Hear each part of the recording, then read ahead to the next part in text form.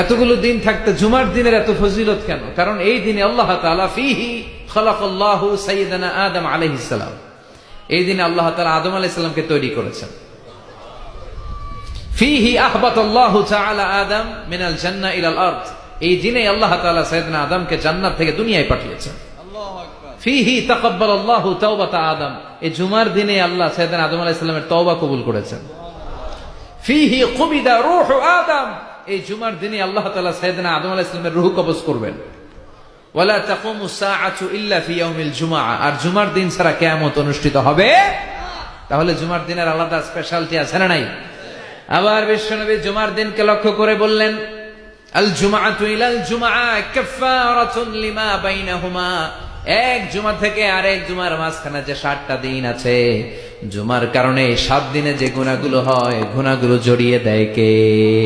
রজব শাবানে বরকতে দাও, রমজান মাসে গুনাহ ঝড়াও, সপ্তাহ জুড়ে তুমি বরকতে দাও, জুমার দিনেতে গুনাহ ঝড়াও, রজব শাবানে বরকতে দাও, রমজান মাসে গুনাহ ঝড়াও। পড়েন আমিন।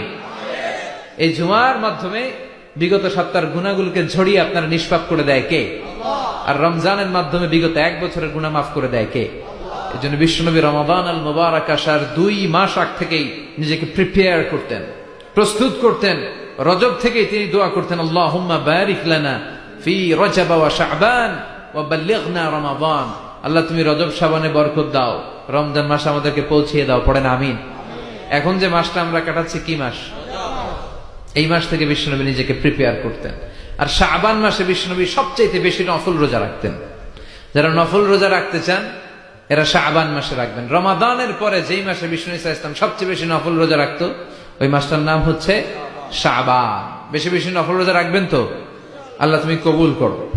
এই জুমার দিনের মর্যাদাটা আল্লাহ তাআলা সর্বপ্রথম ইহুদিদের দিতে চেয়েছিল। কাদেরকে? কথা বলেন। ওরা এটা নেয় নাই। ওরা নিজেদের জন্য শনিবারকে ওদের অ্যাসেম্বলি ডে বানিয়েছে। ওরা বলেছে না, আমরা শনিবারে ইবাদত করব। এই দিনটা আল্লাহ তাআলা নাসারাদেরকে দিতে চেয়েছে, তারাও নেয় নাই। তারা রবিবারকে তাদের ইবাদতের দিন হিসেবে চুজ করেছে। অবশেষে আল্লাহ তাআলা আমাদেরকে এই দিনটা দিতে চাইলেন, আমরা কোনো কথা ছাড়াই গ্রহণ করলাম আর ধন্য হয়ে গেলাম।